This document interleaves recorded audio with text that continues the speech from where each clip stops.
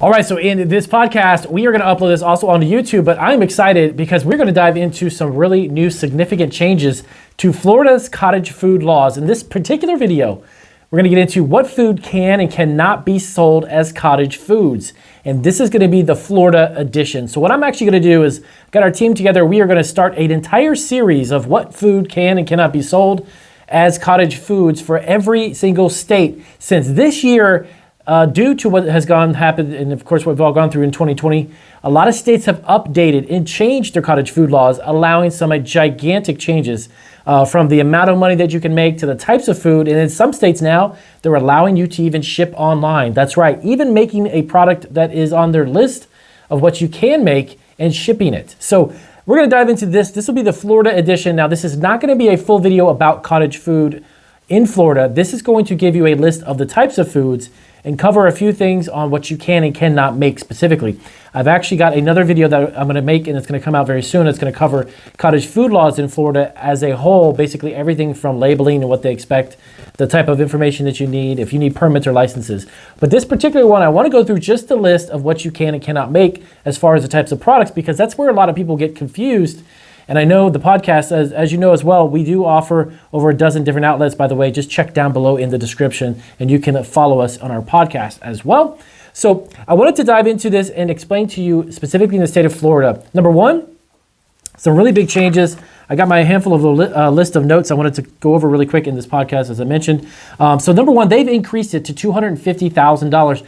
That means now you can actually produce food products from home and sell them right out of your house, up to nearly $250,000, which is phenomenal, because there's a lot of people obviously who have been affected by 2020, and since then they're either out of work or they need additional income. And a lot of chefs, very good line cooks, line cooks, sous chefs, and many of the people that are in restaurant industry and food eateries that have been laid off, or unfortunately or cut their hours dramatically. But you guys love to cook, so why not make money doing that, obviously? So the series of videos are going to be about each state, and I'm going to dive into those types of foods that you can make literally from the list of what we have here for what is allowed, okay?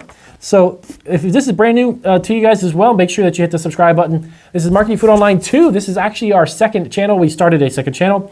It's got a whole bunch of new content as well. Check out Marketing Food Online. Of course, we're still updating and uploading new information and videos every single week on the first channel. But this is going to have a lot more information about home-based businesses, starting food businesses literally from home, or even food trucks.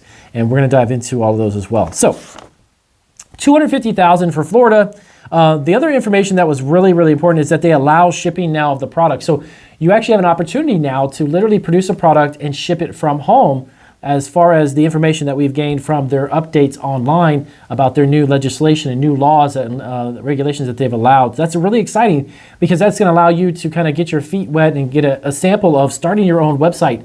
And if you definitely want to create a website, you've got to sign up. You get a 14-day free trial, by the way, for Shopify.com. Down below in the descriptions, check that link out. And Shopify, I have a handful of videos on my channel about how to create your own website and literally sell food online. Florida is now one of them, so getting yourself up on Shopify is a fantastic idea. Next up, the city and counties. Now, this is something important. The city and counties in the state of Florida cannot prohibit anyone from starting a cottage food business.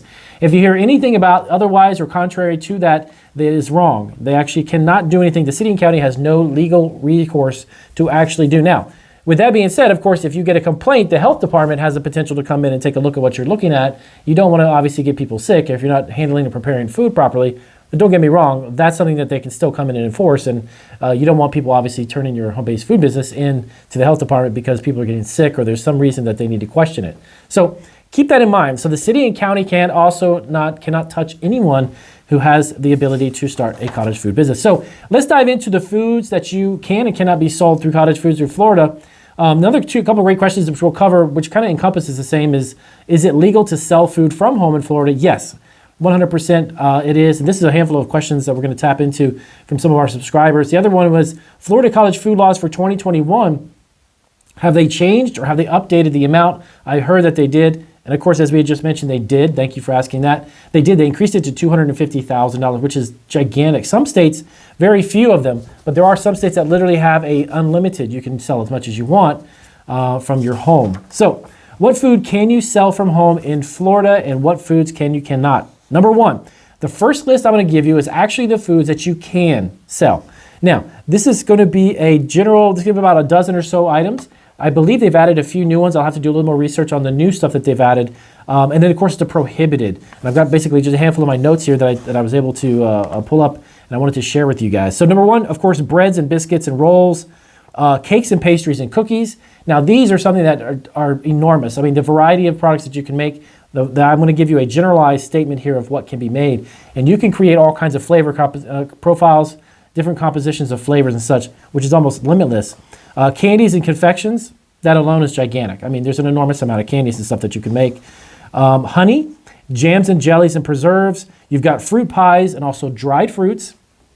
That's something that's fantastic because Florida, I lived in Florida for 20 years. Florida actually has a phenomenal amount of variations and varieties of tropical fruits. Dried fruits, right there, you've already got yourself a business. If you can get them locally made or locally grown from a farm, pick them up fresh and dry them yourself. Dry herbs, seasoning mixes, homemade pastas. You can do cereals and trail mixes, granola. That in and of itself, granola and trail mixes is a multi-billion-dollar business. You can start selling your product, get yourself online in Shopify store and start shipping granola and homemade cereals as well. So that is huge. Coated or uncoated nuts, like if you're going to coat them in chocolate, or if you're going to coat them in seasonings, or if you're going to roast them and season them. Vinegar, flavored vinegars, popcorn and popcorn balls. These are great snacks at fairs, farmers markets, festivals, local events, or even now, of course, since you can sell it online, add it to your Shopify store. Create a website, do it on eBay, do it on Etsy. These are now opening the opportunity for people to ship products. There's nothing that I saw in here or stated that said that you can't sell it on eBay, because again, you're going to be able to ship the product from where you are, then you should have the ability to obviously sell it on these platforms, which is fantastic. And finally, nut butters, including peanut butters, cashew butter, almond butter. So this is a really broad amount of products that you have an opportunity to actually sell. Remember, this can be taken in so many different directions with different flavors for all of these items. Infused honeys, I mean, the dry herbs and seasonings alone, the spice business. You can start a successful spice business from home and sell nearly $250,000 just out of your house. That's insane. That's amazing. Now, keep in mind, the benefit of having a cottage food business from home is the fact that you actually already have the home. One of the biggest expenses for us when we started our retail bakery was our rent. The rent is ginormous, okay? It's huge. And then you've got insurance. You've got commercial garbage pickup, water usage, utilities. It goes on and on.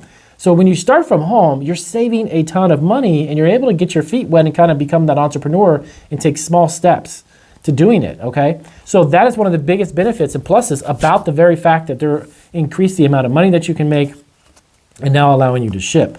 Now, these are going to be some of the prohibited food items. Now, these are normally looked at as what they call potentially hazardous products. Now, that means that they're either time or temperature sensitive, that it can't be non-potentially hazardous, okay? And that's things like salsa, barbecue sauces, ketchups, and mustards. A lot of times, these particular types of products have a certain acidity level. And if that acidity level is not at a certain type or a certain level, there's a lot of times bacteria can form. If it's sitting in a jar, it's not handled or cooked properly or even sealed properly, it can create a lot of bacteria. People can get sick very easily. So these are really kind of a no-brainers. I mean, these types of items need to be prepared a certain way. They need to be packaged a certain way. So not allowing them, obviously, under cottage food kind of makes sense, to be honest with you. You've got canned fruits and vegetables and chutneys, vegetable butters, fish or shellfish products, obviously, fish and shellfish. If you don't process, obviously, fish or shellfish properly, people can die from obviously the bacteria that can come from that. So these are really kind of no-brainer, common sense food items that just can't be made at home. Dried meats, meat products, including like meat jerkies. Focaccia bread, focaccia-style breads with vegetables or cheeses. Again, cheeses and vegetables. If it's not maintained at a certain temperature and it's just sitting on the counter and you're taking it to a farmer's market, people can get sick from that, okay? Baked goods which require any type of, there it is, refrigeration, such as cream, custard, meringue pies, cakes or pastries with cream, cheese, icings, or fillings. Those are real specialty types of products that have to be kept at a certain temperature. Homemade icings or frostings with dairy-based cream cheese or butter. Juice and bottling products. So if you're bottling produce or juicing at home, unfortunately, that is a product that has to, again, be pasteurized. It has to be bottled properly. You can't necessarily do that from a home-based business. So that is the gist of the list I've got right here. I'm actually going to give you guys the links directly to this information to help you out, and you can do a little more research.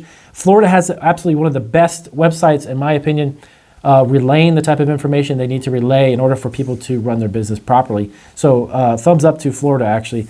They've really got their act together in regards to their cottage food laws. So all in all, that is the gist of what you can and cannot sell, specifically in Florida. And as I mentioned before, keep your eye open for other states. I'm going to put out on both our channels a variety of these videos specifically for those states.